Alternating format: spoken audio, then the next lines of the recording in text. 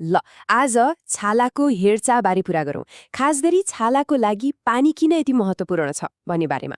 ढिला नगरी सुरु गरिहालौँ है त। चम्किलो र स्वस्थ छाला कसलाई मन पर्दैन र होइन? यो त हामी सबैको चाहना हो। तर यसको पछाडिको रहस्य चाहिँ के होला? अब यो कुरा सुन्दा अलि अनौठो लाग्न सक्छ, तर एकछिन कल्पना गरौँ न। एउटा ताजा तात्तातो मोमोको बाहिरपत्र कस्तो नरम र रसिलो हुन्छ। हो, राम्रोसँग हाइड्रेटेड छालाको सार नै यही हो। त्यसो भए यो ज्युसी छाला आखिर कसरी सम्भव हुन्छ त? यसको पहिलो र सबैभन्दा ठूलो रहस्य हो हाइड्रेसन, मतलब छालालाई चाहिने सही मात्राको पानी। र यो हाइड्रेसनको पछाडि एउटा हिरो तत्त्व छ, हाइलुरोनिक एसिड। यो एउटा यस्तो प्राकृतिक तत्त्व हो जसले छालामा पानीलाई चुम्बकले जस्तै आफूतिर तान्छ अनि समातेर राख्छ। यसले के गर्छ भने नि छालाभित्र पानी तान्छ र त्यो चिसोपनालाई त्यही लक गरिदिन्छ। परिणाम छाला एकदम उठेको र भरिएको देखिन्छ।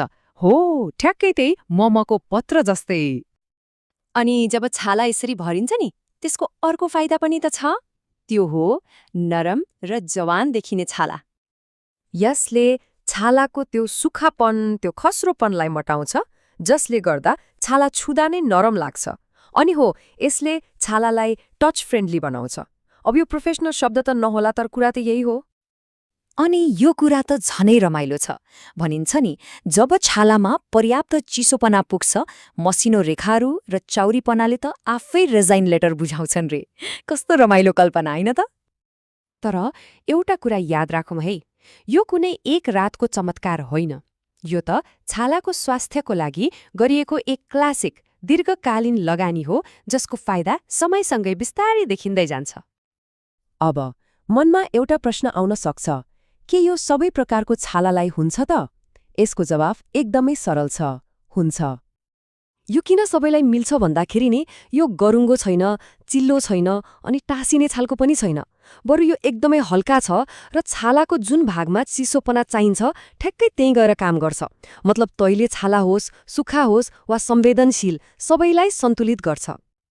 ला, अब हाइड्रेसन र नरमपनाको कुरा त भयो, तर अलिकति भित्र जाउँ है त।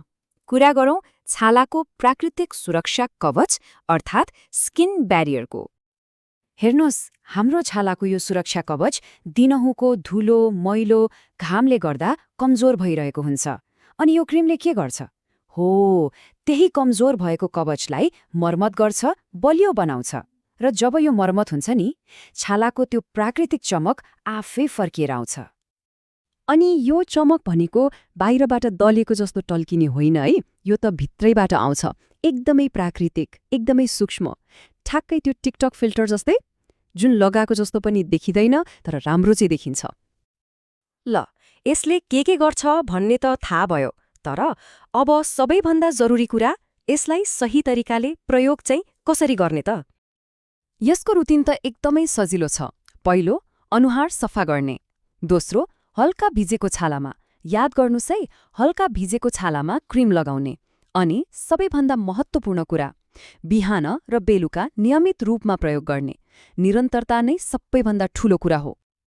तर एउटा सुनौलो नियम चाहिँ कहिले नबिर्सनुस् है। यदि बिहान यो क्रिम प्रयोग गरिँदैछ भने त्यसपछि सनस्क्रिन लगाउनै पर्छ। यो चाहिँ मस्ट हो, एकदमै जरुरी।